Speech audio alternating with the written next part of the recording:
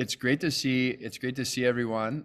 Thank you guys for coming on Wednesday night. I wanted to clarify that we're gonna try to hold this meeting each week. Just hold this space, and so nobody needs to feel obligated. But we're gonna be talking about what just happened or what's coming up, and we're especially gonna be trying to start making more progress on building our own story maps.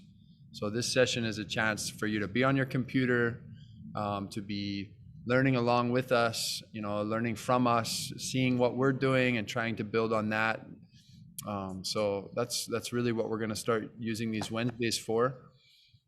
If there's someone in your hui who is really getting excited about the story mapping part over the next couple of weeks, this would be a great session for them. And then if anyone needs support outside of this time, maybe this time doesn't work real well, or you just have more questions, or there's something kind of super exciting you want to try to do, especially if it involves, the story map piece or media creation or technology, then, please reach out and let me know. Hey, there's Koa. How's it? So I sent a little video update. I think most of you probably saw that already. You got a longer email a couple of days ago, so I think you have all the information that you need. I'm not going to spend time repeating it in this meeting, but at the end, I'll stay on and answer any questions. I really just want to pass it over to Ikaika. As he's probably, out of all of the project team members, including me, he's done the most sort of thinking and a little bit of planning and preparation around what is this story map thing? What is it that I'm really trying to build here? What purpose can it serve? What value can it bring? And so he's done some great exploring, and he's gonna kind of walk us through, I think, some of that thinking, and then actually we're gonna hit the button. Actually, Ikaika's already hit the button, but I'm hoping you guys will hit the button. So if you're not already logged in to your ArcGIS Online account, and don't already have storymaps.arcgis.com pulled up, then love for you to have that pulled up so that you can actually follow along. The only thing I'll say before handing it over to Ikaika is that we're going to ask all hui in 2 weeks to kind of turn in a pretty basic assignment. We'd like everybody to have a story map created and published. So that means you'll have a link that you can share with the rest of us, and it'll have a title, which can change, but it has a title, a cover image, and an outline in the form of a navigation bar. And you can go back and change that if you want to go back and change everything, but giving 2 weeks to sort of make sure we're at least started. We've got the canvas out and ready, and we're going to look at basically all the features of Story Map tonight. We'll talk a little bit about, towards the end, we'll talk a little bit about some of the technology and media that we used and generated on Saturday, and sort of some of our thinking around what could that look like inside of a story map as well. So we'll go a little bit deeper, kind of start getting a little more creative, and hopefully you guys will be thinking with us. So we hope this is kind of a collaborative session. You can help Ikaika out as he talks about, explain some of the purpose and intention behind the story map he's hoping to build with Ke Kulanui o Waimanalo, and specifically the Waimanalo Limu Hui that hosted us. We can help sort of generate ideas and design and content for the story map itself.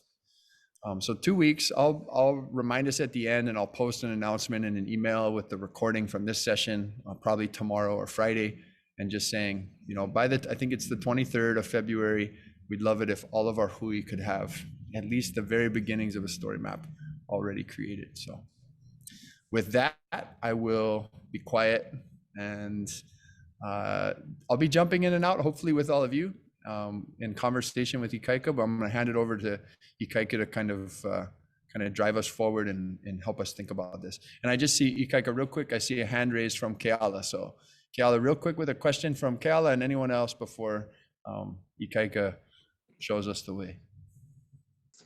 Sorry, I have a really quick question. Is there sorry, there's something playing in the background, but I don't know if I have an ArcGIS account also, if it's just my mom's, but if she does, could I have the username and password? Because I don't have it. and I don't know how to like access it. Awesome. So I'll tell you what, if anyone who does not have an ArcGIS account yet with us has not received an invitation and wants one so that they can start working on the story map. If you can put your email in the chat, I will get an invitation sent over to you within 3 minutes. Yeah, within 3 minutes. So if you put your email in the chat, you can either make it direct to me or you can put it out there for everybody. But if you just put that email in the chat, then I will make sure you get an invitation to join. Any, does that sound okay, Kayla? Daniel, I have a similar question in regards to that. I know that on Saturday we had talked a little about, is it called the photogrammetry? Is that right? Am I saying that right? And then you had mentioned there's like another software bit that there were some accounts. I guess my question is, do we have to register for another software that helps to take that maybe drone footage to turn it into the 3D imaging? So it's included with your ArcGIS account. So once you've logged into ArcGIS, I can send you, it is a different download. And actually it's for that drone to map software, as well as for the photogrammetry software provided to your Hui by Autodesk. It's called Recap. For either of those, you will need a PC. So you'll need something that's running Windows, so which you may already have. But that's the only requirement for those operating systems. But yeah, does that answer your question, Drew? So you'll have another download of software to a device, but it's accessed through your ArcGIS account. So I would just send you the link to where you need to go to download it. Sure. I guess when we're in our ArcGIS crafter, so to speak, there's a lot of kind of those extensions and stuff. I didn't know if it was one of those or if it sounds like it's maybe something different, but yeah, I'll try to get a hold of a Windows machine. Yeah, the photogrammetry, a lot of the extensions and applications are online and they're cloud-based, and you can access them just through your, you can create a lot of different kind of apps and do a lot of different analysis just within ArcGIS through their own extensions available in ArcGIS Online. And then for some of their products, they haven't migrated them to cloud because of, I think, the amount of data that it would require. So to host the software there. So those are still, yeah, downloadable. And yeah, unfortunately, it used to be actually 3 or 4 years ago, maybe a little bit longer ago than that, ArcGIS only existed as ArcGIS Pro. It was software that had to be downloaded to a PC. And they've migrated everything online, which has made things much more accessible and easy. So most of the tools that you'll want to use, you already have access to through your account, but there are a couple of specialized analytics and creative tools that you'll have to download something for. So good, that's a good question. And I noticed in the chat I have, good, I've got 2 emails. So I'm gonna put those invitations out. Does anyone else have a question before Ikaika takes it away? Or comment about last weekend? Anything we can do to improve?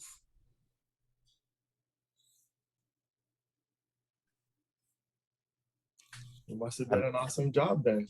I'd love to see a time lapse of your guys' work over time, watching the catalog of pictures as you build it and build it. That would just be amazing.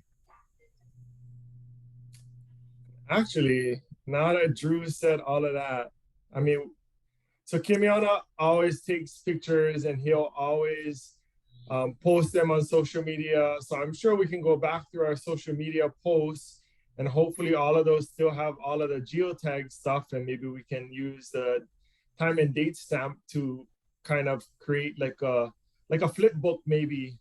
I don't know about a time lapse, but like a flip book maybe that shows how it evolved from the beginning through today. Maybe that's something that's available. I don't know. I'm making stuff up.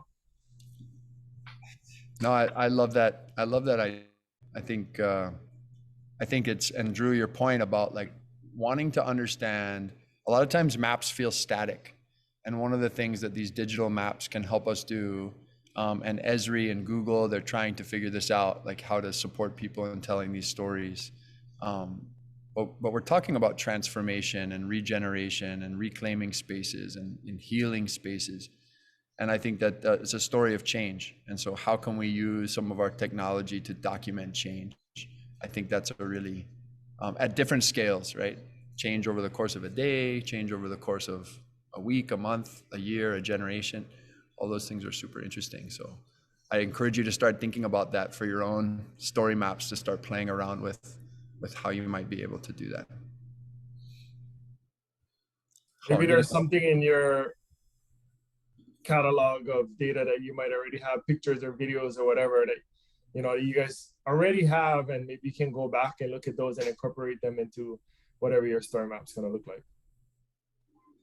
Yeah, I know for a big part of the story that we want to tell about Anini is how much it's really has changed. And from a couple of weekends ago, we got to highlight a lot of those really cool tools, like those slide tools and things like that, where you can look at what it looks like now to what it looks like before. And even if it's like hand-drawn images over what it looks like in aerial shots, I just think that's really cool. And just because this is such a visual storytelling, right? So just excited to see your guys' story visually shown. Anyone else before we jump in?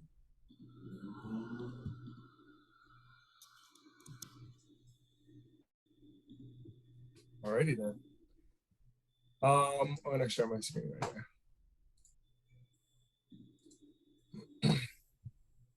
Oh, that's not the screen that I want to share. Stop.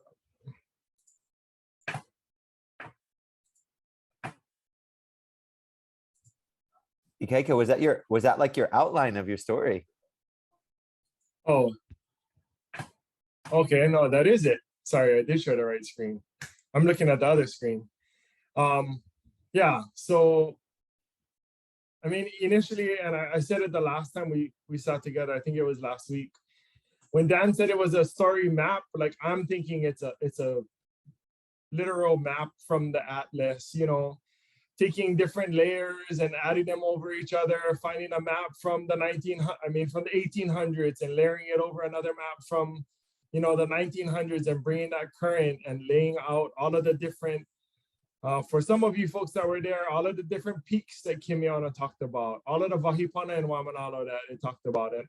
And that's what I thought we were making when he said a story map, was a literal map, not telling the story of the Waimanalo Limuhui, which is what I'm gonna do my story map on. Kikulanui Waimanalo has many different programs. I definitely wanna do a story map for our Malama Aquaponics program too, eventually after I figure out how to do this first one. But mostly because we started expanding to the outer islands. So I think it'd be cool to map all of the different sites that we have aquaponic systems set up in. But I kind of look back at one of Dan's first emails. There was a Esri competition, I think it was last year, and there were 30 different websites or story maps that were in there. And, kind of gave you ideas of what could be done or what maybe you can include. So this outline right here is kind of what I came up with. It tells the story of Waimanalo and then the Waimanalo Limuhui. And then really where we started was Limu. So it talks about Limu for a little bit. And then it will get over to why we started the work that we do on Pohonu and what Pohonu means to us. And then that's pretty much my story map, or at least my general outline. And then I started to go into detail a little bit here and there. I don't know that I'm gonna include all of it, but I was just shooting from the hip and, kind of just trying to write stuff down on what I think I might want to include. I mean, I'm sure this is gonna be a really long website if I include all of it. So I don't know that I wanna include all of it, but I was just trying to put words to paper to see, maybe what I wanted to do and start there with an outline. And after I had my outline created, I went over those 30 different example story maps. And then if you see over here on the right hand side, like I took different ideas from all of the different sites that I kind of like, oh, I kind of like this feature. That's kind of cool. Maybe I can add that in when I do my geography portion. And then that swipe feature, you know, doing that pre-map and the current map and kind of see how it changed over time. Like you were talking about earlier, Drew. And then just going into the history of the Waimanalo Limuhui and maybe doing a timeline and a video of the kupuna that really is the one that started us off on, you know, what her vision was before she left, and try and get that recorded and captured in the story map before we don't have her anymore, you know. So, and Uncle Wally, getting him recorded. Somebody else did LiDAR on one of them, and I was like, oh, maybe we can try and include some of the LiDAR on, I don't know which types of limu found in Waimanalo Bay or whatever, and capture a couple of LiDARs that people can look at and turn in 360. And, you know, not everybody knows what Wawaiiole looks like. So maybe it'll show them visually, not just in 2D, but maybe in 3D. And all of these different ideas of cool stuff that I saw in all of those different story maps, and maybe how I could incorporate that into my own story. And I didn't even know what all of the pieces were called. So at the very end, I just started writing like the 7th one, like the second grouping. There was something cool that I wanted over there.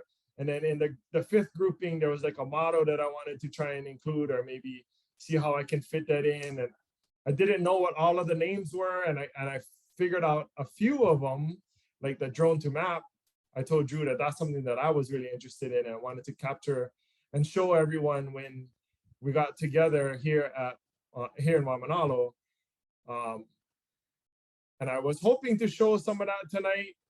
I downloaded the software, but I guess the software package is incomplete, and it errored out the 2 times that I tried to download and install it. So maybe we got to put in a ticket to Esri or something to say that the install package is not working, and get that fixed so that we can make use of those different things that we can incorporate into our own story maps.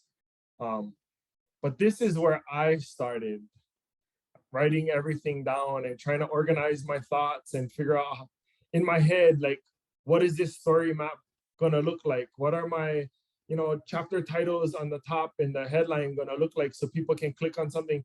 If I'm not interested in the history of the Limu, because I already know and I just wanna learn about Limu, we got these 4 KS students that are trying to help us do all of these Limu projects before they graduate, as part of their internship program. And they're working with us, and I'm trying to get them to help us do some little parts here and there, but maybe they just want to skip down to the Limu section because they're helping us with Limu projects, or somebody just wants to learn about Pahonu, and you skip down to that chapter instead of having to look through the whole thing if you know you're looking for something specific. But this is kind of the ideas that our Hui came up with together and wanted to write, or are trying to imagine how we're gonna design our story map. So from there, I actually logged in, I created my account, and then I clicked and I don't know where the button is anymore, but it was up here somewhere that says create a brand new story map. And I clicked it, and pretty much, oh, I think I clicked it already. It was a blank story map. This is it. I didn't do anything. I put a title over there. This is something that we always see on our website, which is where we started: restoring Limu, restore Pahonu, and then restore the community, or the resilience of the community. And then all I did was put a picture, and then text and another picture. Like, I didn't really build anything. I was hoping to build stuff together with you folks, so you guys can see how easy it is to build stuff in here, and using that outline and going back and forth. I mean, once you have the outline, if it's sort of even written out, like, you can copy and paste stuff and have a website done in 2 shakes if you already have all of that pre-work done. But yeah, so that's kind of what we're hoping to do tonight, is to at least build the shell, which is what your homework is going to be before the next 2 weeks. And it's basically it's basically this. It's nothing too much more than that. And this took me all of, not even, maybe it took me 10 minutes because I wanted to find the right picture.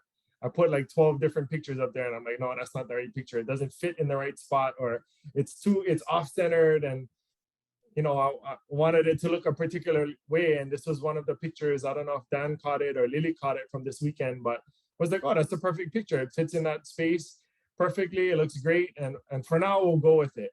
But like I said, I changed it like 10 or 12 times. So even if you don't know what your outline is going to look like, you know your story is about Anini, you know your story is about your fish pond over there in Kihei, you kind of know what the general parts might be, and that's pretty much all of what your homework is going to be before we meet in 2 weeks. And then even for today, we're going to stick a couple pictures in there, and then we're just going to write text to be like a filler and just kind of lay stuff out initially.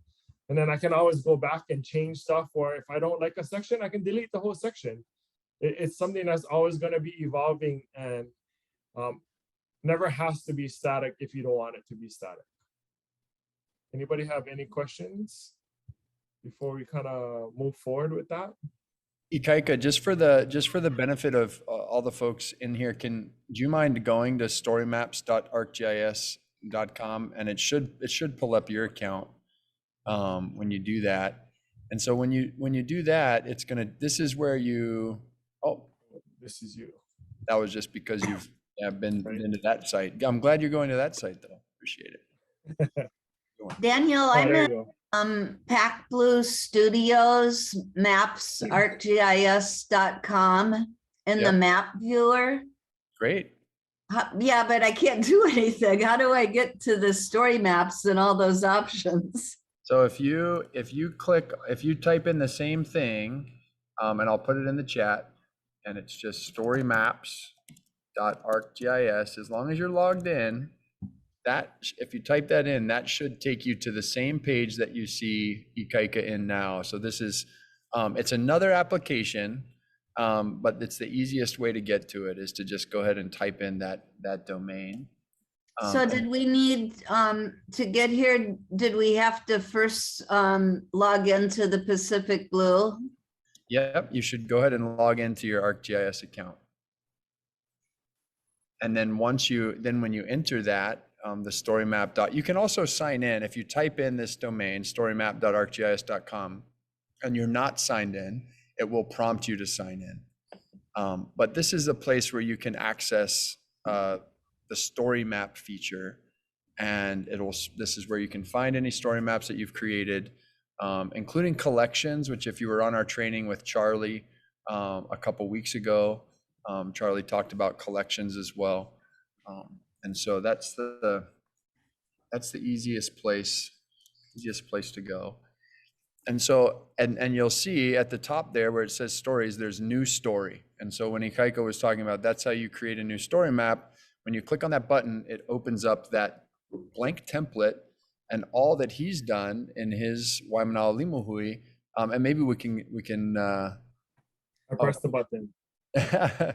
Thanks. So now Ikaika is going to have a draft story in his story. He can maybe one of the things we can do here, Ikaika, is you can go to the design tab up top just to show them some of the options that you have, where you can kind of choose the layout of the cover that you want. If you want your title overlapping an image like that, or if you want it under an image or next to it. You can also put video as the cover image.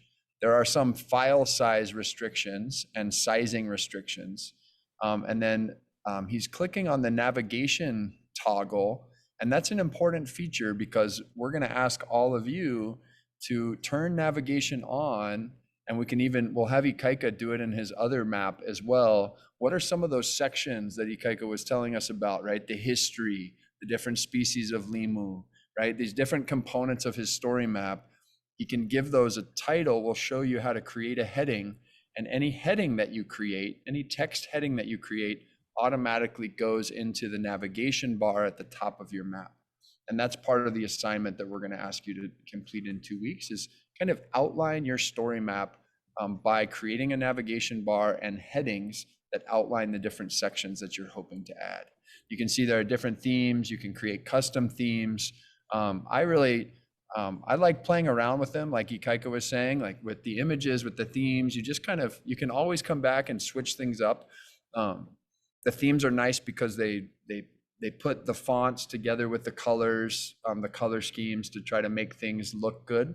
So there's already some decent design built into those themes. So that's kind of helpful. If you want to put a logo, right? If your Hui has a logo or your organization has a logo that you want to include, you can upload that image as well, so that it kind of becomes a little bit more of a branded story map. All that stuff is up to you. There's a credit section at the bottom. So if you do want to credit people for images or for support that they've given you, that option is there in this design section. So that's right up there when you're in the edit mode. And we'll go back to Ikaika's other map in a minute. That design feature is where you can access this. That design tab is where you can access these choices. And then you also have that preview tab where you can actually see what your choices are going to look like in a published story map. So, and then you can also see what they're going to look like. Will you go ahead and click on preview, Ikaika? Because you can kind of see what they look like. Oh, it's up next to design. And then once it generates those previews, you can choose between phone, tablet, desktop, right? You can sort of see what your story map's going to look like in a few different formats, which can be helpful depending on where you think. For example, Ikaika might want people to access this story map on their phones when they're at Pahonu, right? So he might want to really be designing so that the phone is really he's really thinking about what does this look like on a phone? And so he might create his story map for that. And it's a different experience than if it's going to be on a laptop. Or maybe it's going to be students accessing this on their laptops or tablets at school, right? And he wants to think about that. And really the formats it's pretty good cross-device, but there are subtle little choices that you can make. So that design and preview function up top next to the publish button in your map, they help you kind of make some of those design choices. So that's just very kind of baseline how you're going to navigate this. And then once you publish, you can publish as private within our organization or public. You can also share just within a group. We're all within the Future Navigators group. So if you give Future Navigators access under groups, then just people within our Future Navigators group would be able to see that. So that way you can kind of control who has visibility over your. Daniel, if you do upload a logo to that, sorry to just jump in. Does the logo kind of end up being in the screen the whole time, or I'm just wondering in terms of, oh, I see it up there. Oh, cool. Okay, right on. All right. So could you have multiple logos if you've got a couple of organizations that we're representing, or is there just kind of one? I think it only lets you add one. I'm not. I haven't played around too much with the extent that you can do that, but as far as I know, there's really only one image that you can upload. You could create an image. It would be three logos. Of 3 logos, and it would be pretty tight, right? And it's going to show up kind of fairly small, but you could do that. Okay. And then you said you're going to kind of go over, because I certainly see the navigation tab, but then the navigation tab ends up being like that navigation bar on the top of the story map, right? Yeah, let's go ahead and create one in the Waimanalo Imukui. You can see Ikaika going to go to design, and then you selected navigation, yeah, Ikaika? Yes. So he turned that on. So now he can go down and click the plus button. And whenever you click the plus button, all of your options come up on the screen, yeah? So Ikaika is going to add some text. He's going to go up to the very top, first option. He's going to click text, and you'll see how it pulls up and it says paragraph. So right now, the standard mode for text is just kind of basic text in paragraph form. But he's going to go down and select heading. And when he selects heading, whatever he types here is going to show up in the navigation bar. So he might want to title this one. I don't know, Ikaika, is it? I don't know. I'm just going to copy and paste just because it's easier. Yeah, perfect. That's perfect. And so you can see that once he adds geography as a heading, let's see here. Does it automatically show up? Or do I have to publish for it to show up? It should actually show up in edit mode. You want to go back and select that and just make sure that it's in there as a heading. Oh, this? Yeah. How do I? So if you select it, it'll show you. So it was bolded, but it was still in paragraph. So select heading there. Now geography shows up there in the navigation. Oh, so mine doesn't have a heading option on my drop down. It just goes text, button, separator, basic. So if you If click you on scroll text, down, it shows at the bottom. Sorry for Nice. interrupting. No, sidecar, so slideshow. what you do is you click Oh. on text, you select text, Drew. Oh, okay. So it has to be text. It can't just be a picture then. Nope. Well, the heading can't be anything but text. So Oh, what text. in the Okay. navigation bar, you're going to select text, and once you select text, let's go ahead and create another. Let's create another one, Ikaika. So let's add text again, Sure. and we're going to select. Once you select text, you click on the caret, like Ikaika just did, and you select. You can go ahead and type in that. I think it's heading again, Ikaika. So if you want to do history, or I don't know, whatever it was. Yeah. and then you see history is added. And then if he's like, oh, wait, I wanted history to be after geography, he can click next to history and drag it down, and then it moves it over in the navigation.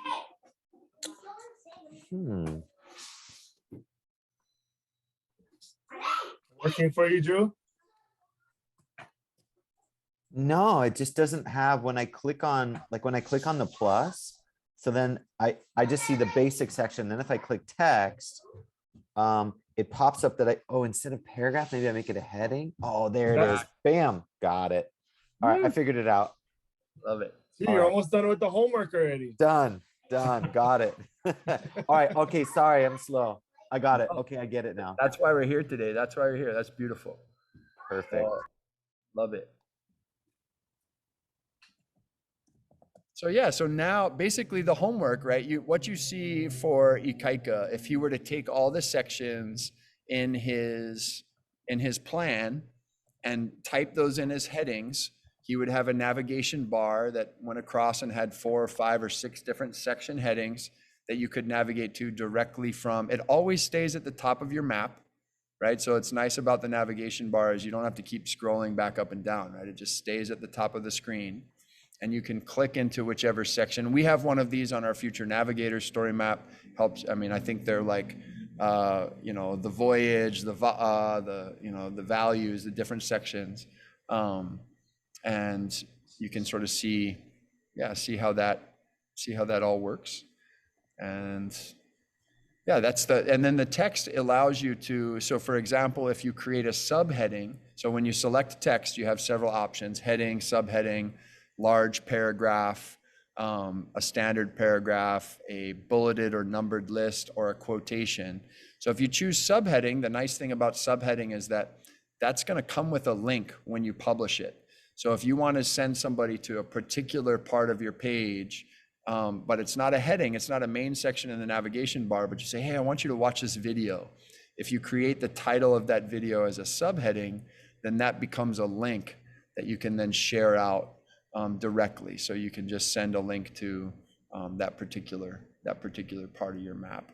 And then a lot of it is really just playing around with style, right? What does it look like? Do you like the font color? Do you like the size? Does it look good to you? So that's all within the text, and you can link.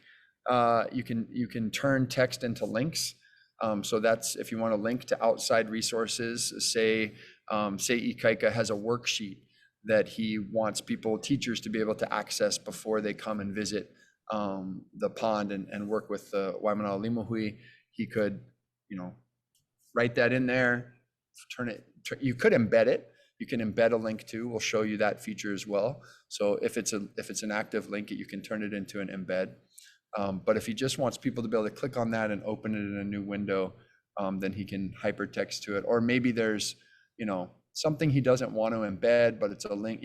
They'd like to sort of give credit to somebody, for example, or another organization, and you want to link to their organization, then that's pretty easy to do using text. So a lot of what we do is going to be with that text feature.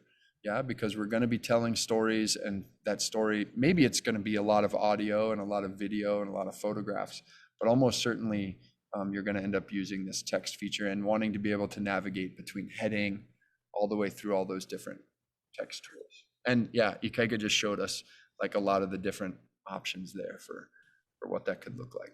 So thanks, Ikaika, that was awesome.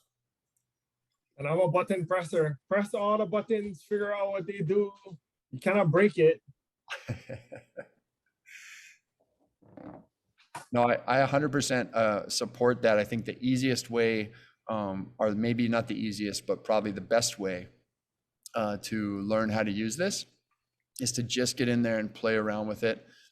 If you encounter obstacles, there's a lot of tutorials. You can always, email or text me, or we can get on a call. Happy to do that. So I want to say in this other one, there was, I don't know how to get back. Oh. I want to say there was tutorials right there. Yeah. Daniel, does ArcGIS recognize the what are the Okinas, like the part for Hawaiian language? Yeah, so they you can do an Oh, apostrophe. I see it. Not a proper Okina, but you can do some of the diacriticals. Yeah, exist. So same as what should exist in like your browser or in your Word editing document or Google Docs. You should have the same capabilities. Yeah. So essentially, right, Ikaika has, he's just completed his homework for the next 2 weeks. And so if you all want to, I don't know if we're already doing it, but if you all want to try to get to this stage and you have questions, we can probably take a couple of minutes to do that. And because there's a lot more we can do, we're going to go through all those other things you can select when you hit the plus button, right? There's a lot there. Ikaika has an image in there. We know we can add text, but there's a lot more we can do. But yeah, is anyone else trying to do this and wants to ask a question or Dan. Yeah. So, okay. So I'm like brand new to this. I have no idea what I'm doing. And I'm just like playing around for now. Could I show you what I've done? I've only done like a couple of things. But like with this, like, am I doing the correct things? If I can share my screen. Let's check it out, Kayla. I love it. Go ahead and share with us. Here we go. I like just opened this a few minutes ago. So meet the Cowboys and Pastor Maui. So It's already beautiful.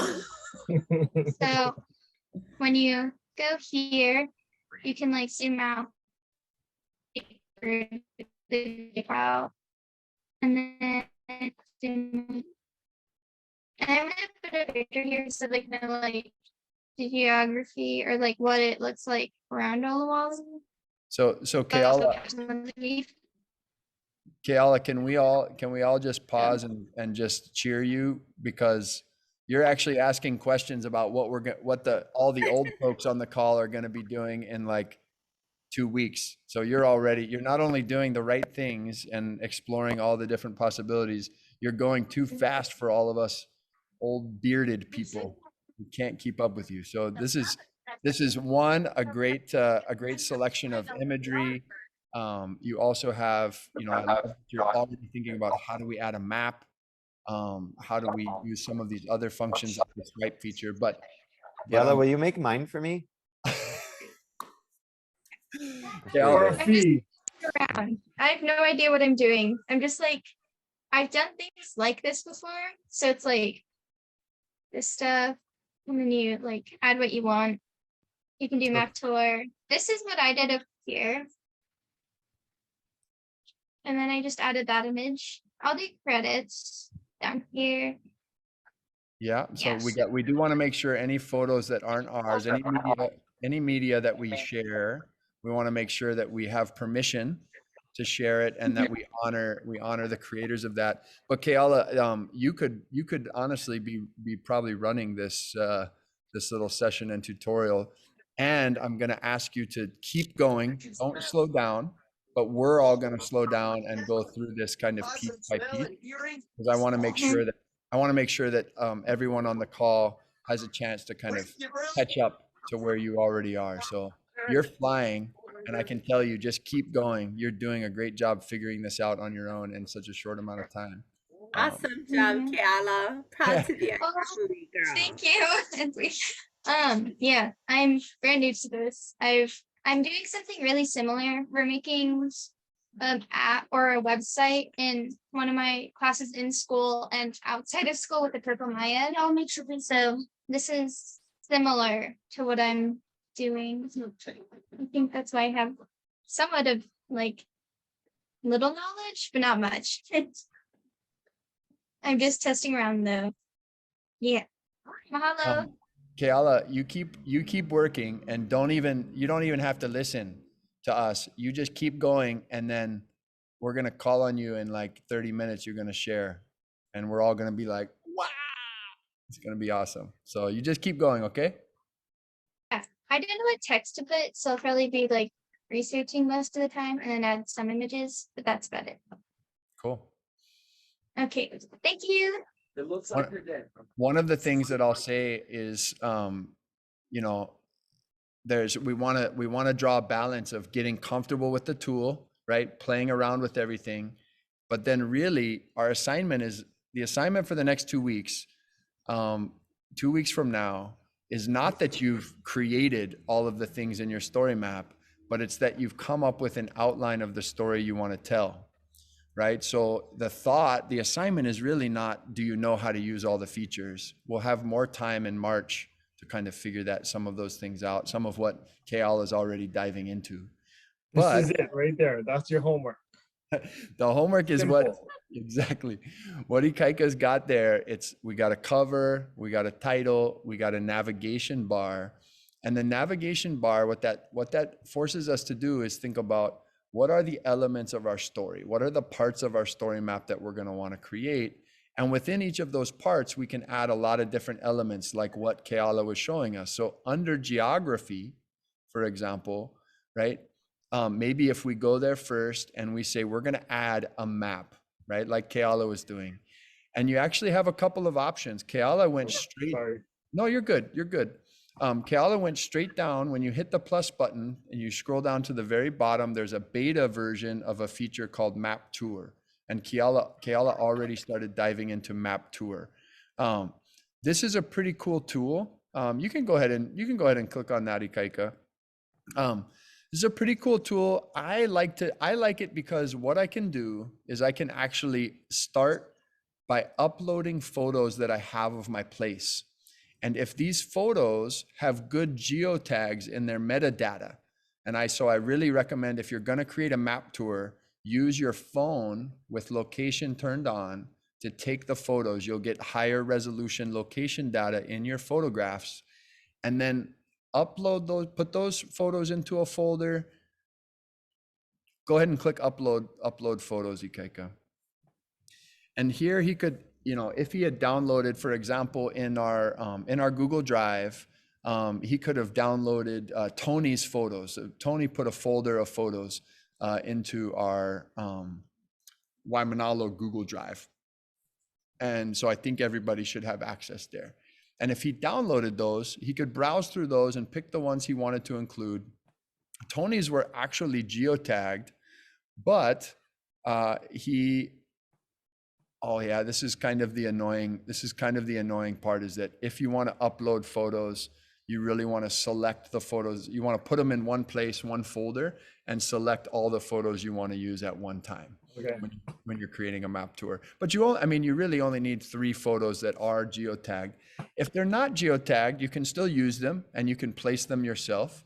But this allows you to get a sense of a place through this map tour. And then, if you go ahead and click create tour with those 4, I don't know if if those images are going to have geotags, but if they do have location data in their metadata, then when you open them, you can choose between 2 different layouts, guided or explorer. Explore just means that all of the photos are displayed in a tile, and then you can kind of go through in any order The guided is sort of a stepped, you know, you see the first photo, then the next, then the next. They're both cool. You can play around with them. And then, yeah, they ask you for each one, they ask you, do you want to do more of a photo focused or a map focused kind of presentation? So up to you, right? Each one looks different. Depends on what you want your focus to be. So you can see that the photos that we included here, at least this first one, looks like probably all of them don't have a location in the photo itself. So you would have to add a location. And that's pretty easy to do. You just click add location there on the map. And then you're going to place a pin where you want that photo to be. But if it had the location data, then you could actually it would pop up wherever you took that photo. So pretty cool way to quickly. Motion. My bad. Daniel, this is maybe a genius bar question, but how do you turn that on your phone to make sure that they have geotags on the pictures? So if your camera can access location, so if you go in and in location settings, let me sign off this other account. All right. I think it's a pretty good question, but in your settings on your phone, and obviously it might be a little different by each phone, you're going to have maybe under privacy or maybe under control center. I'm trying to find it.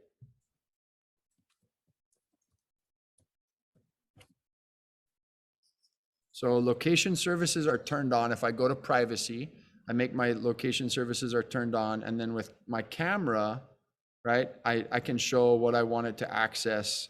And as long as I'm just taking photos in my camera and my location services are on, then I should be collecting that metadata when I take a photograph.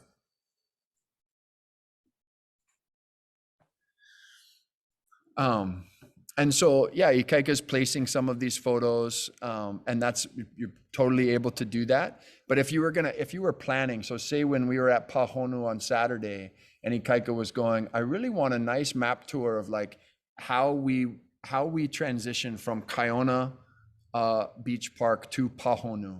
And if you were there, you remember, or if you were online, you remember that there's Oli, right? There's protocol that we engage in, and Ikaika could create a map tour of this is how you should enter Pahonu. And he could have that linked to a QR code that people could pull up at Kiona Beach Park, and it would walk them over to the pond in sort of a guided tour. And we would have created that tour using images with our phone that would have pinged the different locations on our walkover from Kiona Beach Park. Thanks for the idea. I love it. It works better, honestly, if you have a little bit bigger area, because our phones even are like probably about a 10 or 15 foot radius in terms of location data typically, if you've got a strong signal in your phone. So map tours work a little bit better when they're spread out, but you can zoom in to whatever, I think if you play around with this tour point location, you can actually have it zoomed in on the map to like the level of a room. That's like the smallest scale. So you're like but there's nothing shows up on a map when you're zoomed into the level of a room. It's just blank, right? So are fuzzy because it's a satellite imagery. So unless you've created your own base map, which you can do with drone imagery, we'll talk more about that for groups that are interested in that another time. But that's all possible. So the map tour is a really nice, it's a newer feature. You got to play around with the different styles and figure out how, what you want to kind of emphasize in the map tour. And it should tell a particular story, but it's one way to add a map. Yeah, it's one way to add a map. Let's say, Ikaika, let's go back and add just a regular map. So when we click on, go above or below this map tour. How do I get rid of this underneath here? Or do you not get rid of it until you publish? No, that's sort of part of that particular design. Those images are going to stay in those bars. You can actually, if you click up, like if you click the caret next to the map tour, then that might go away. Yeah. Oh, okay. And then Oh, go Oh, ahead. sorry, was that the slideshow that you did for that one? This is called map. Map tour. Oh, the map tour. Okay. But the slideshow doesn't have that bar on the bottom. It's just under that immersive heading. That's just kind of a slideshow of just the pictures, right? I believe so. Yeah, I think that's right. So I just want to show kind of quickly, or have Ikaika show us, when you click on map, it's going to give you a couple options. Yeah. So you're going to be able to choose from your content. So if you create maps in ArcGIS Online, there are lots of ways to create maps, but if you create a map, it gets stored in your content and you can pull it into your story map. One of the ways that I'm going to encourage groups to think about doing that, and Ikaika can kind of show us a little bit about what he's thinking, is to use Survey 123 to collect data, to kind of crowdsource the collection of data. And so you create a form using a tool called Survey 123, and then that will generate a map that will show up in your. So actually, Ikaika, if you go back to the story maps page and where you have the maps open, and you so there's nothing that's showing up in his My Maps right now, right? It shows that he doesn't have any maps that he's created yet, but he has created a survey. So very easily now he's going to take us to his Survey 123. Yeah, there's no maps there. He's going to take us to his Survey 123 and open up the survey. I think it has one response. Is that right, Ikaika? Yep, me.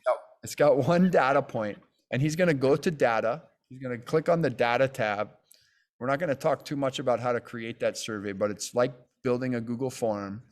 And in that map, he's got one data point, but it's not showing up in his My Maps yet. So in order for him to do that, he's going to have to open this map in Map Viewer. You can see that button sort of up there underneath the title of the map. There's Open in Map Viewer. And now it's going to open this in his ArcGIS Online account. And when he saves this map, it's probably going to have to scroll over to his one data point. Yeah, you might want to zoom in. Yep, there you go. And when he saves this map, yeah, it's going to be added into his content. So if he goes and saves, and then save as, it's going to prompt you to sort of give it a title. And you always give a map a tag as well, so you can search it a little bit more easily. And then once he does that and he saves it, it should, if he goes back to his stories and refreshes where he's trying to create a map. So if you refresh that page, it's going to force you to click on the new map on map again. When he clicks on map, now he has the map that he just made. And when he clicks on that, it's going to go into his story map and it's going to show us the map that he's just made. Now, there's a lot of things he can do with that map, yeah? One, he would have to make the stakeholder view of that map layer, which I can go into more detail about that another time when we dig into Survey 123 and how to display these maps. He can go in and configure, what does that pop-up look like? What information is included? What does the symbol look like? How does he categorize symbols to give them different names based on whether this is one of the 5-year-old aquaponic systems or one of the 1-year-old aquaponic systems, or whether it's a working aquaponic system or a broken aquaponic system, right? Depending on the data that he collected in his survey, right, about those aquaponic systems. Now we're gonna, if you remember Charlie's training, now we're gonna create sort of legends and different, different categories within the data. So, but now he's just added this to his map. So now if he clicks that, place map, now he's got another map on display. He can change the size of that map. If you kind of hover over the top of that map, it'll show you, do you want to make it full screen? Do you want to make it smaller? Do you want to make it just how do you want to position or structure that map? You can give it, obviously it's got room for a little caption, that sort of a thing. You can make it, you can delete it, right? So there's all kinds of things. To edit this map, you don't really want to edit it in story maps. You want to edit the map back in your ArcGIS account, right? Under your content, right? Here, this is where you really, and actually you'd probably want to go ahead and, you know, open this, you know, even come out of like survey 1, 2, 3 and just go back to your general ArcGIS account and go to content, and you'll see this inside. Actually, just your ArcGIS. I don't know if you have the tab open for, maybe go to gallery, the gallery that's open, just to the next tab over to the other direction. Yeah. And then go there, and then this is your, so this is for Pacific Blue Studios, but maybe if you click on content up at the top, and then what you should see is now you have something called map. Yeah. And now if you open that, you've created that web map. Right now, Ikaika, you're the only one who can see that data because it's private. So it's showing up on your screen that you're sharing us. But if I opened your story map, I wouldn't be able to see any of that data because you haven't shared that data with me. So even though I can see the map, like the base map that you've placed in your story map, I can't see the data that exists in that map. So there's a little bit of work to do when you're operating from a survey 1, 2, 3. If you want to make your data visible, and if you want to configure it to show, like maybe I only want, only thing I want people to see on the map is if it's working or not working. Yeah. And then that way, you know, all that I'm displaying is if it's red or if it's green. I'm not, I might have collected a lot of other data. I might have collected people's names. I might have collected their address. I might have collected how long they've been doing the aquaponics system, what they're growing using their system. I might have collected a lot of data, but I get to decide what do I want to display for other people to be able to see. Yeah, and that's, so that's important. We're not going to go into depth on that right now, but it's important to know that this is a cool way to make a map, because it allows anybody who you can send your survey to be able to help you add data to your map. So for, you know, for example, if Ikaika could think of, okay, anyone who comes to Pahonu and reads our sign, we're going to have a beautiful sign. It's going to tell all about the pond. Maybe we have a QR code that takes them to the story map. And in the story map, we ask them to complete a survey, right? It's a kilo survey. And we just ask them to share about some of the things that they see. And so now, even though the location is going to be pretty much the same, or maybe you just want to know what community are you coming from? And they want to know, like, you know, where are people coming from? And you just say, hey, everybody kind of enters their home community. They don't have to enter their address, but they just select, this is sort of the Moku, or this is the Ahupua'a, or this is the town that I'm coming from. And now they have some data on who's visiting our pond and where are they coming from, you know. And maybe you ask them, like, how'd you find out about it? Or, you know, what made you want to choose this location, or those kinds of things. I don't want to make people feel too defensive, but, you know, ask them a few questions that you might ask them if you actually ran into them at the pond. And then that way you start collecting that data, you know, try to make it engaging so that people want to actually share. You can have people add photographs in survey 1, 2, 3. They can, you know, you could ask people, hey, you know, do you see what, you know. Daniel, Yeah. Go ahead. If Ikaika wanted to collect that data from people going, say, using that QR code, and they share in that survey, is it going to be live updated on his ArcGIS, or does he have to go in like periodically and republish it, or is it kind of a live thing that's moving? The web map is live, and so as long as he's shared the right layer in that story map, then it's going to update live.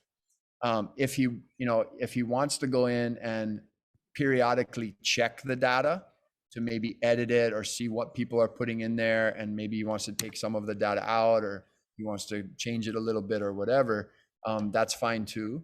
But basically, once you create a survey 1, 2, 3 and you publish that data layer to your story map, it's going to update live. We could have created one. He could send us all that survey. It's not relevant for us, but he could have sent us all that survey. We could have responded. Our data would have popped up every time he refreshed the page.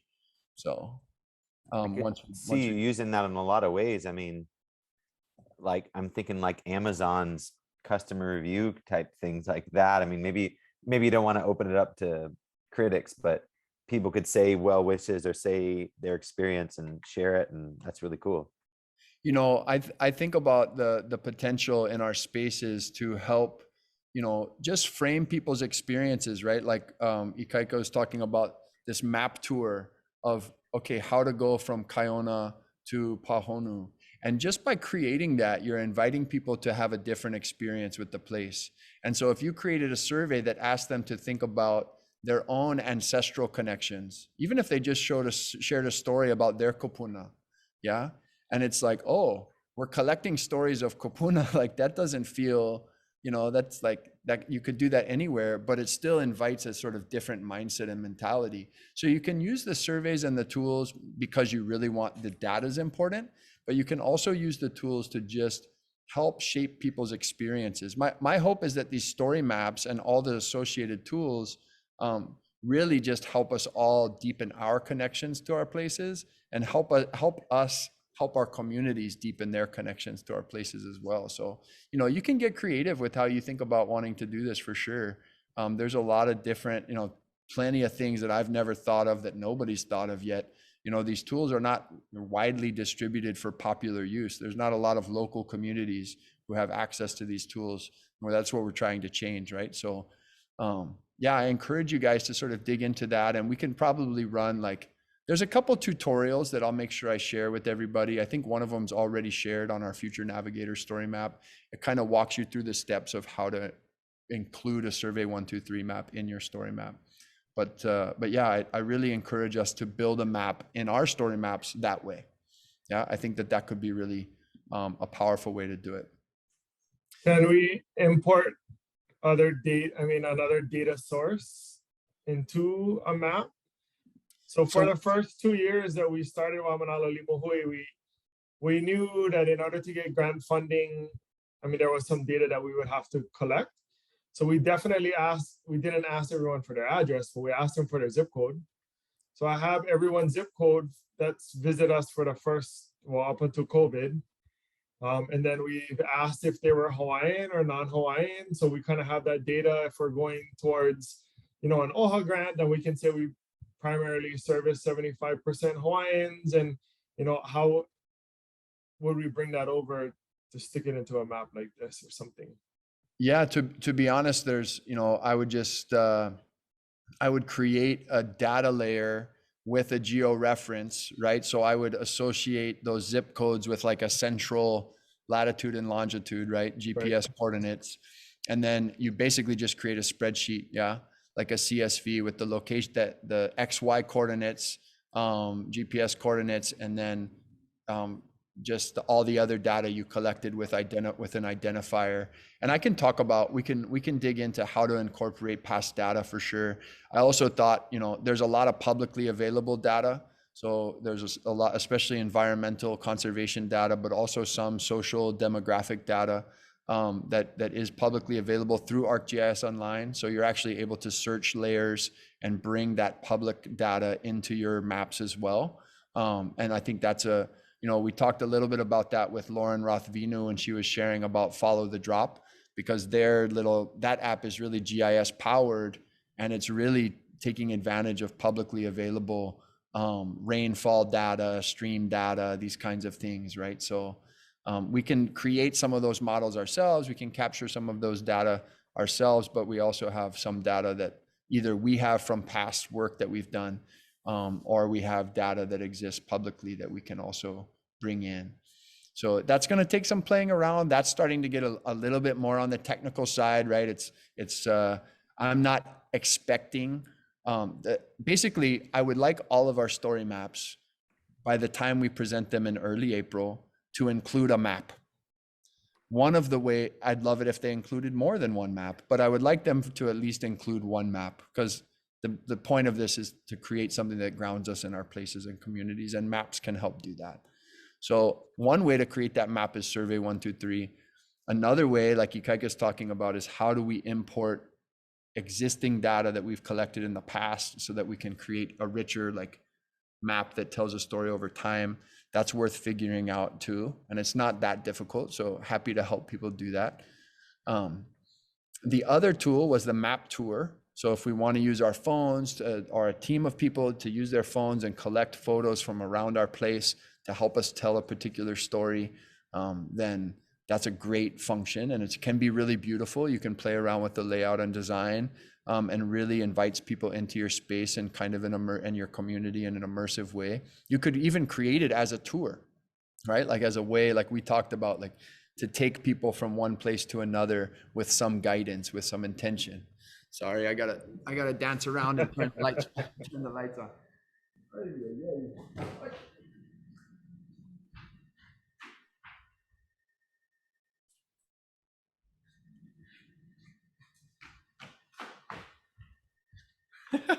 I'm gonna edit that out of the final version. So, you know, I think that's, and then the other way is, if just really quickly, so that, because probably the simplest way to create a map is if you go back to your story map, Ikaika, and you click on the plus button and you click on map. You're basically building a map from scratch if you create a new express map. So you see that blue button or green button on the top. That's going to just open up a map for you, and you can, there's a nice little tutorial if you want to go through the tutorial, but you can add images, you can add numbered points, you can change the base map. So the base map in GIS is just that bottom layer. It's the map that you're putting all the other data onto. Right now, we're using kind of the basic topographical map, but if we were like, I don't really like this, I want something that has more imagery, for example, the satellite imagery, then Ikaika could go to settings on this map. Yeah, the little gear wheel, and he could go down to select base map, and he could choose from any number of base maps. The imagery one is very popular, but it depends on the story that you want to tell, right? So, and we can even include more base maps. For example, there are base maps that do a better job of using the appropriate Hawaiian place names. Yeah, there are base maps that we could use that are a little bit more decolonized than other base maps that we could use. So there's a way to be intentional even with the sort of base maps that you're selecting. But that's something for all of us to play around with. You can create your own base maps. Again, it's something you can do using drone imagery, something that you can do with freely available satellite imagery. So there's opportunities to play around with base maps as well. And then you can see the other options and settings that Ikaika can choose from. If we had data that we wanted to include a legend for, he could include that. If you want people to be able to go to their current location, there will be a little button that he just showed up there that you can click on, and it'll take people to wherever they are on the map. So there's a couple different things that you can add onto your map. And then the main thing, the way to create is just on top of the map there, you can see where Ikaika could add a point, he could add a line, he could add a polygon, he could add text to the map. So he could add arrows to show directionality. So maybe he doesn't want to take the time to build a map tour with all of those photos and everything like that. Or he has the photos, but he didn't have the geotag data, or he just likes the way that the Express map works and looks on the site. Then Ikaika could create the whole map from scratch relatively easily, right? Every time he adds a point, he's able to go click on that point, and then he can add images, he can add text, he can add other information there. So if you click on that, or maybe have to double click on it, not working. Maybe go back, maybe go out of settings and go to the map layers on the left side. Yeah, there you go. So when you select a point on your map, you can add the information that you want to show up when people hover over that or click on that point on your map. You can change the style and size of the icon of the pin on your map, those kinds of things. So, you know, pretty easy to build a cool map, a good looking map from scratch. So if you're like, I don't want to have to import all these photo files and do all this, organize my data in that way, you can still customize a pretty good looking map using the Express Map feature. So Express Map, Map Tour, Survey 123, those are sort of 3 tools that we have for doing that. Dan, I got a question. Do you know if there's a layer or a base map for Ahupua'a boundaries? Oh, I think there are. Yeah, there are. I think there are publicly available data layers. I don't know about base maps, but I think there are. Those lines are drawn in some publicly available layers. I don't know if they're available through. And I'm curious what Paige knows. I don't know if they're available through the search feature here on ArcGIS, or if we'd have to upload those from like some government source. But I know that those are public. That is public data, so we could get those boundaries and create a base map, or just create a layer on top of another base map that showcase those boundaries. It's a great question, Paige. What were you going to say? Yeah, I think there's layers on the state website, the state GIS website, DBEDH or whatever they are. Yeah, that department. I'll share that link to get the city and counties of Honolulu. I don't know about the other islands, but I can try to find it. And then also the state. Oh, thanks, Drew. Appreciate it. So I encourage people. Again, this is like, you guys are awesome, because you're like, how do we do all this stuff and show all this stuff? And I'm excited for that. And I want you guys to remember that your assignment is to have we have a lot of time. I like how Kimiona put it. This is a forever space, right? This is life work. So our story maps don't have to have everything. Oh, look at this. Whoo! That's the link that Drew sent. Thanks, Drew.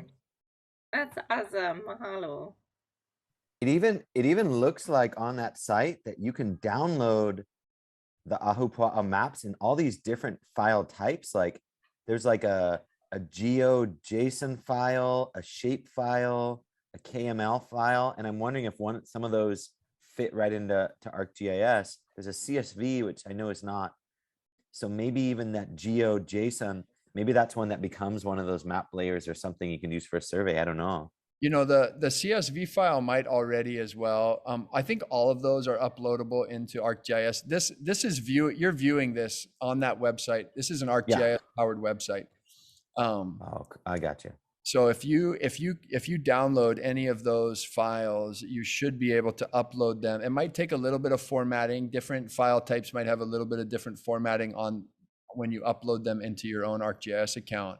But that's a beautiful find. And I think exactly what Joy was asking for. So I think, thanks, Drew, for being so fast on that. Better than what I expected, actually. Thank you. Yeah, thank you, Paige. Thank you, Drew. This is, and so there's this data, a lot of data already exists out there. So even if you never got to go into the field, right? You saw Keala doing it, right? You saw Keala building a story map, right? And starting to include imagery and other kinds of information without having spent, I mean, she has been there to Oluwalu, but without having done a field day and trying to collect all of her own data.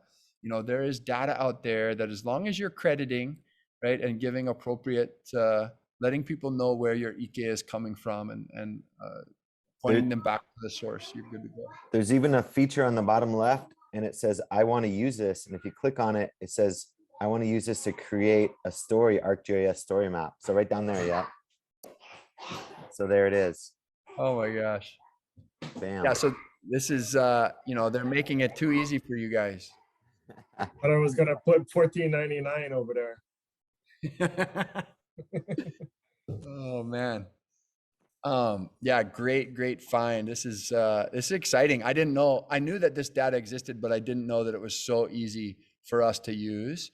So Joy, great question. Drew, Paige, mahalo for, getting us, prompting us, nudging us to go ahead and figure this one out.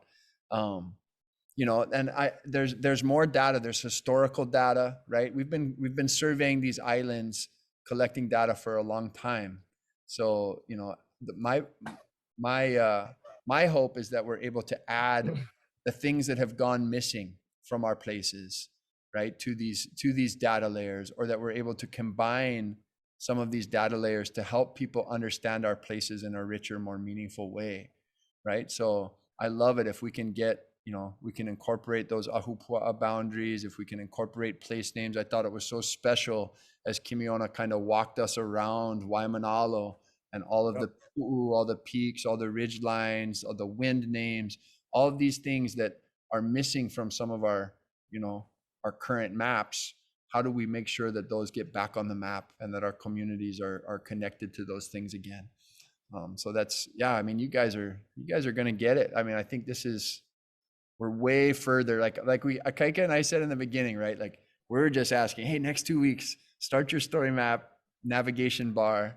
The other things, if you go ahead and want to add this, Ikaika, you can click done. It'll pop into it'll be included, right? So now you can see we've got these different maps that we've created relatively easily. You can continue to edit. You can resize them. You can if you want to drag that up or down. All of the units are really easy on the upper left of each of the features. There's something to move it, so you can click on it and move it up or down, depending on where you want it to be. If we look back at the plus sign, one of the things and click on that again, a lot of this is about various kinds of other media. Say again? No need. I think we've covered map. I just want to point to, there are different ways to include visual media. They have this new audio feature, so you guys can actually, like, Purple Maya just posted something from Mauna Lua, and it was a video of us sailing on the canoe with Austin, but it was Uncle Bruce. It was Bruce Blankenfeld's voice talking about konohiki and talking about the importance of protecting a place. So I was like, wow, they're grabbing this really cool audio, because if you weren't there with us with Bruce that night on Paiko Beach, the film of that was just black because it was sunset, and then so it was like a podcast, right? Bruce was talking, but it was just in the dark, and so I just added an image of him on the recording. But she pulled some of that audio, and I thought, oh, some of that audio could be broken up, right? And even like Kimiona's introduction to all the place names, you could capture the audio and introduce people to each of those specific places, right? And under that geography tab that Ikaika has, you could have 360-degree video or imagery that's helping people kind of move through the space, and that maybe every time they get to a different location, you have, click here to hear Kimiona tell you about it, kind of thing. We'll make Kimiona do a little audio work for people. Yeah. So I think that's, you have all those options. The ones that are a little bit different, right, are the bottom three. Yeah. The embed, the swipe, and the timeline. Not necessarily the immersive ones. Those are different, but the bottom three on the media, those are kind of unique functions. So you can actually embed a lot of websites, or like a Google document. So say you had a Google document that you wanted people to be able to see or add to, you could actually embed that a live Google document into your story map. Yeah. Or yeah, maybe it's a worksheet that you want teachers to be able to use when they come to visit your location. You could embed the whole thing and put it in the story map and make it interactive in the story map. Ikaika just hit timeline, which I haven't played around a lot with, but I think it's a really cool feature that gives you an opportunity to kind of organize your story of your place in a pretty, whether the time frame is a day, right? You might want to organize, like, for example, I could see Ikaika's having a lesson plan for Waimanalo Limuhui, and the lesson plan might work really well in that timeline format, like the first step, and then the next step, then the next step, kind of a thing. But he might also want to tell the whole story, right, of Waimanalo Limuhui in that format. So, play around with those three at the bottom of media to see what it allows you to do. The swipe feature is pretty cool for showing change, at different time scales. You can do it with maps, or you can do it with images. The swipe feature works with both. So yeah, that's, there's a lot of possibilities You know, if you wanted to show, for example, so say Ikaika wanted to show the number of aquaponic farms in 2002 versus 2022, then he could incorporate one map of, and it would just show 1 point in 2002. Ikaika's house had aquaponics farm. It's the only one. And then you swipe over and you see 2022, there's 1,000 aquaponic systems working in Waimanalo. And you could kind of, you know, just to show like, oh, this growth over time. You can only show 2 things in the swipe function because of the way that it's built. But I think it's, you know, a pretty interesting tool. And then those bottom 3 that Ikaika was going to, kind of the immersive experiences, the sidecar. The sidecar, I'll just say, is for me really helpful if you don't want to have your page like just scrolling down forever and ever and ever. If you create your section within a sidecar, then you kind of scroll within one window and then you can move to the next section. Yeah, and that this allows you to put background video. For example, you could cut a little drone flight of the turtle release, right? We have a really cool drone imagery that was tracking the Honu that we released on Saturday morning. So you could put that media into the video and then add some text to say, you know, through our partnership with Sea Life Park, who have bred this many turtles, we were able to release 2 Honu in this special moment. And then you could, if you scroll down, then you could add audio from Noe, who did our the Oli. And we could grab that audio, or we could redo the Oli to record, whichever, but we could grab the audio from our Zoom, and we could have that there and a little bit of context about that.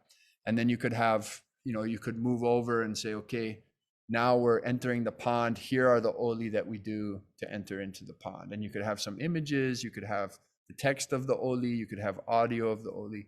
So it's, you know, lots of different opportunities in that particular sidecar function to kind of create a little bit of a flip book. It's almost like a story map within a story map kind of function. So pretty cool. I like the sidecar a lot. I'm actually kind of wishing I had utilized it more on our current future navigators story map, because now you have to I have navigation bar, but you still have to scroll down through a lot of different information. So I might go back and, you know, cut and paste some of our content into this immersive sidecar feature to organize it that way.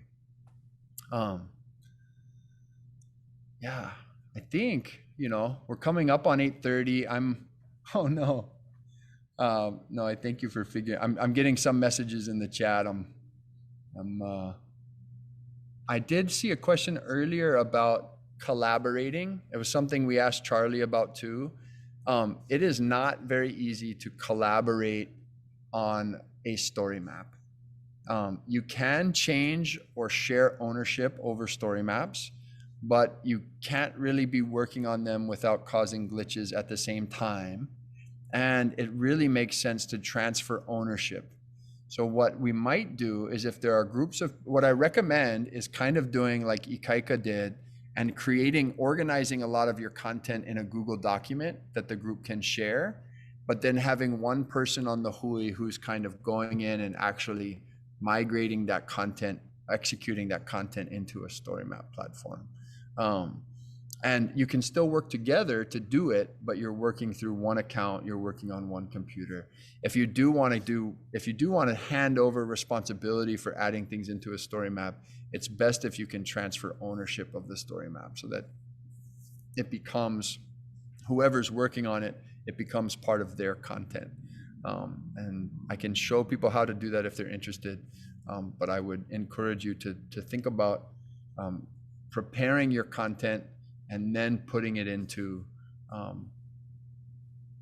you know, really kind of planning out your story map to some degree, and then migrating it over into your actual story map with under one person's account.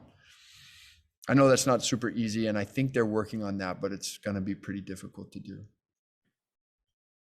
Could you split the work up into different sections, and I'm going to do Limo and Joy's going to do Pahono, and then just transfer all of the ownership to one person that puts it all together? Maybe, That's I what don't know. that's what I think would probably work best. Yeah, is if we could do that. Dan, how long do we have access to ArcGIS?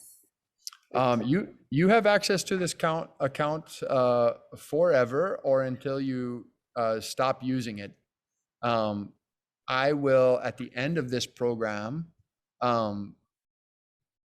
ask you if you would like to continue using this account or if you would like to create your own ArcGIS account separate from the organization. You can migrate any of your data. You own whatever you create in here. It doesn't belong to me, it belongs to you and your Hui. So you can migrate that, and I can help people either through their school or their nonprofit. For schools, it's free. For nonprofit organizations, it's very, very affordable. It's very, Esri gives very good deals, access to this for nonprofits. So, and we can talk about, helping you guys set up whatever kind of access you would like to have to be able to continue to do this work. But this content that you create is not going to go anywhere. So it will live on either within your own organizations or your own account or within the specific Blue Studios account.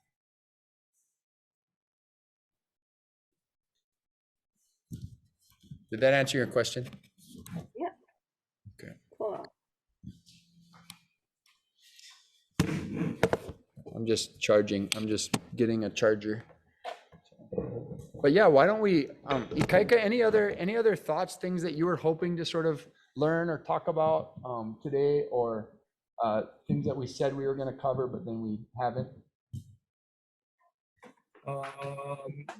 Not really. I mean, I just wanted, in my eyes, I just wanted to show everybody how easy it is, to create a story map. And it doesn't have to look super elaborate, but then if you have Kiala on your crew, then she can make it fancy for you.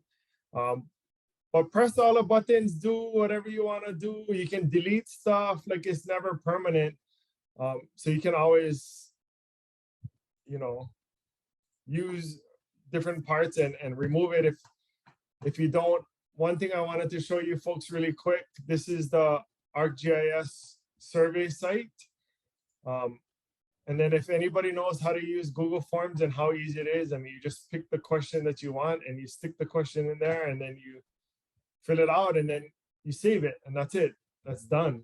It took me, well, I watched like a 20-minute video because the guy was doing all kinds of cool stuff with dashboards, and I'm sure all of you folks saw the coronavirus dashboard that they had up, the black and red one that had all of the numbers and all of the countries and everything. That was all done through Survey 123, and I thought that was pretty cool. But then if you can come up with a dashboard with the data that you have of metrics of how many people are Hawaiian or what zip codes they came from or whatever, you can show that in a pie chart format or whatever you want, or however you want to display that information on your story map. Other than that, my intent of having Dan help host this class was to kind of do the homework with you guys, so you guys kind of see how easy it is, and then maybe hopefully you guys are logged in and you guys are done already. And yeah. Kaika, how did you get to that ArcGIS survey 123? Dan's gonna stick it in the chat, or he's gonna email it to us, so we have that on the side too. It's really, but as long as you're logged into your ArcGIS account, you just have to go to this separate website, which I'm sure there's another way to navigate to it, but that's the easiest way. Okay, great. You can get to story maps and survey 123 through your ArcGIS account, but it is actually much easier just to log in to your Pacific Blue Studios ArcGIS account and then type in survey123.arcgis.com, storymaps.arcgis.com, and then have those sites open, right? And that's kind of like your workstation for ArcGIS. You have your main ArcGIS account, your story maps account, your survey 123 account.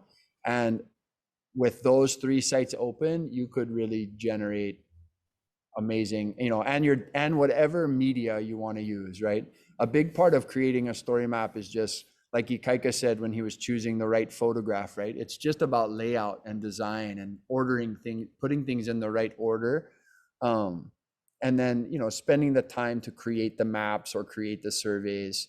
And then there's a little bit, if you're going to do survey 1, 2, 3, or if you want to do some analysis with your data, right? Or if you want to create something a little more sophisticated, like a 3D map scene of a location, or you want to use some of the more advanced GIS tools, or you want to create a dashboard or something like that, then there's, you know, those applications are pretty easy to create too. But sometimes they require additional software, or sometimes they require a little bit of, you know, clicking around. And we can, the way I'm thinking this will probably work is that we'll do kind of over the next few Wednesdays, we'll kind of be checking in, trying to get everybody started, trying to help all Hui have a plan. Yeah, if all Hui can have a plan for their story map and have gotten started by, let's say, the 23rd, 2 weeks from now, then all of the following, basically for the next month and a half, the challenge is get out, collect any data that you want to collect, you know, take any pictures you want to take, get a survey out, get people to respond to your survey, you know, go out and capture some video, fly a drone, do some science, use the Kilo kit if you want to be able to use some of those technologies. If you want to create, I have some cool, like, you know, I was stoked on it anyways, this little Limule model that I was able to create pretty simply using an app called Polycam. I'm going to try to pull it up again, but I'll share my screen. Some of you may have seen it already, but, you know, we can create all kinds of cool content to help people kind of engage with our spaces. And, you know, this is just a little, it's just a little 3D model, and I turned it into an AR app, an augmented reality. So now I can see that Limule like it's right in front of me when I'm looking through my phone. So even though we went and planted it out on the reef, I can now have this kind of cool, and this was free.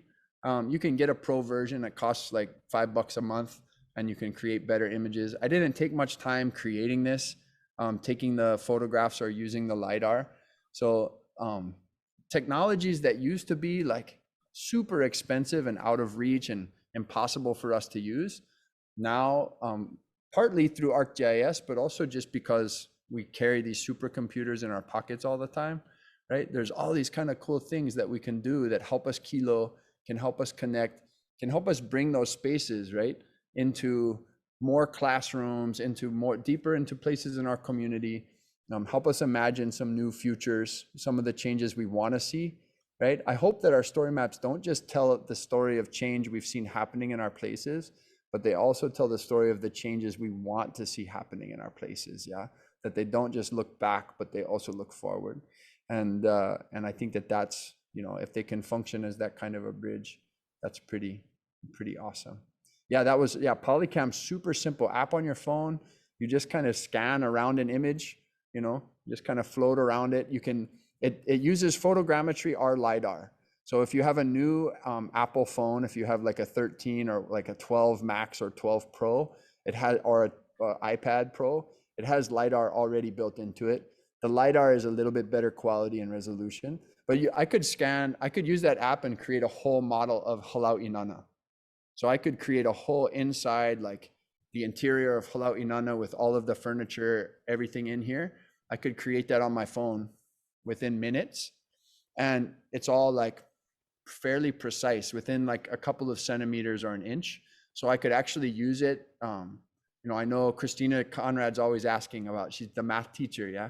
So how can I help? And I'm like, you can use this to create a model, and then you can do actual real life measurements, right? So you could take measurements of different pohaku, you know, of limu, different things that you encounter along the way in your spaces, in virtual space. So you can create a whole virtual world, right? I know that the Iokepo Guerrero family, the Maui and Lilia, who we've you know, they're building entire virtual ahupua'a in Unity, right? So you can actually create these models and put our artifacts of our place, of our culture, you can put those into digital spaces.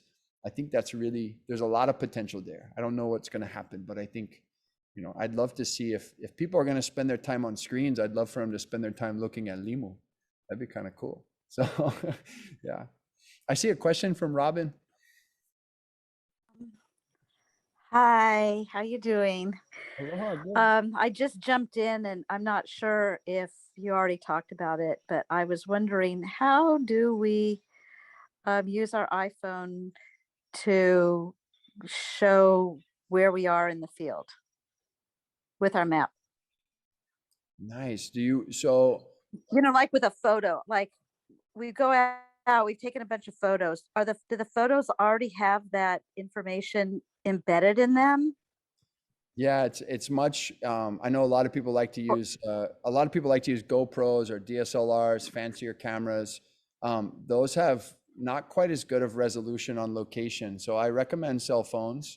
If you really want your photo to be tagged to your location, I think cell phones make that are probably the best option.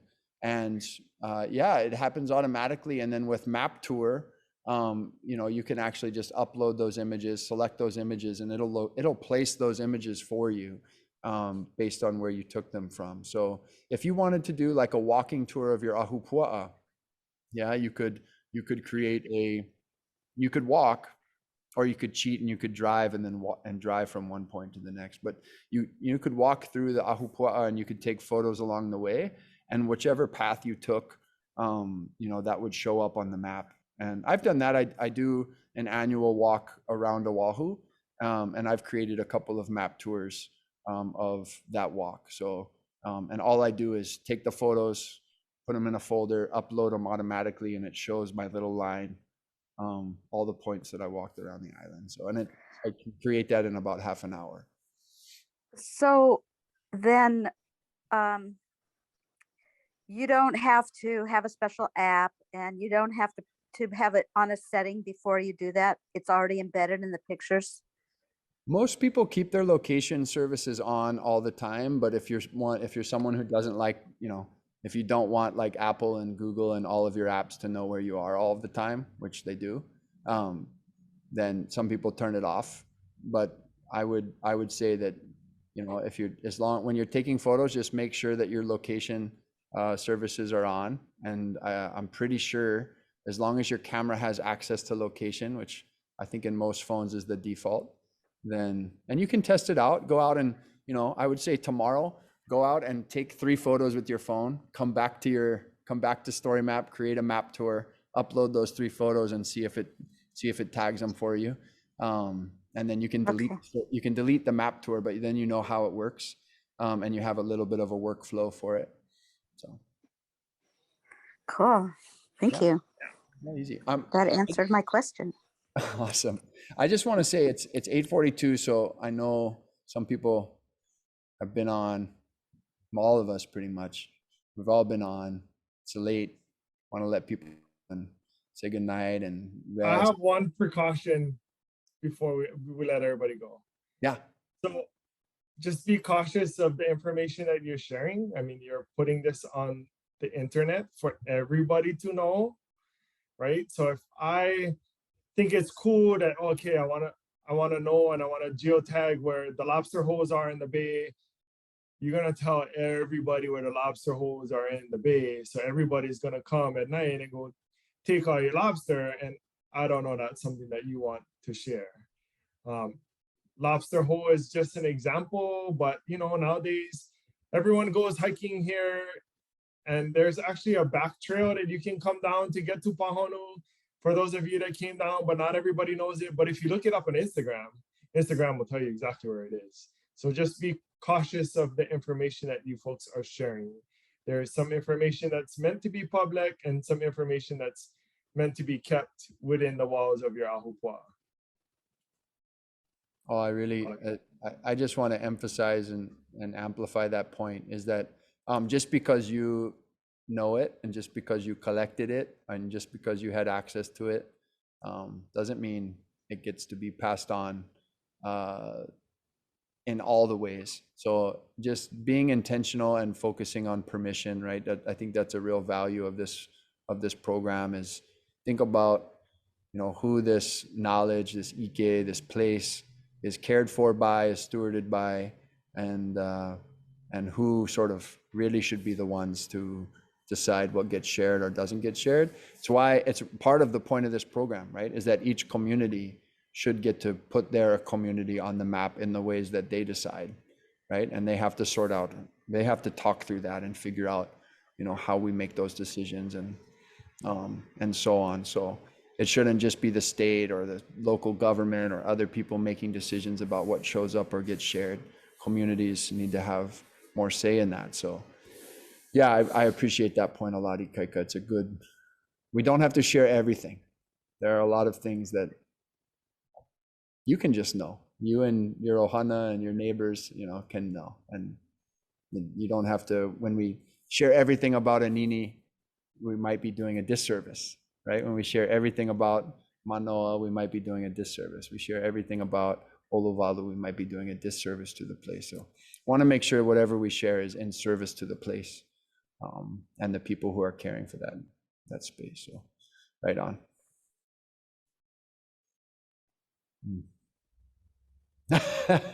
See, I knew we had to watch Drew. We gotta watch out for Drew. Yeah, you gotta come with Ikaika to go get them. I'll show you where they are, but I ain't gonna put it on the internet. Oh, this is a really great crew to be a part of. I'm very, very thankful for all of you, and if you're watching the recording, you too. But it's time to say goodnight, and we'll be together again next week, and getting ready for Haleiwa. It's going to be a pretty epic day on the North Shore. So I hope a lot of you are able to make it and connect with your hui and bring them out there. You have access to all the forums. You know, you'll get reminders from me. Plenty emails probably, but yeah, it's great to see everyone. Mahalo nui. Hey, mahalo nui. Pomaikai, aloha. Aloha. Mahalo. A nice evening. You too.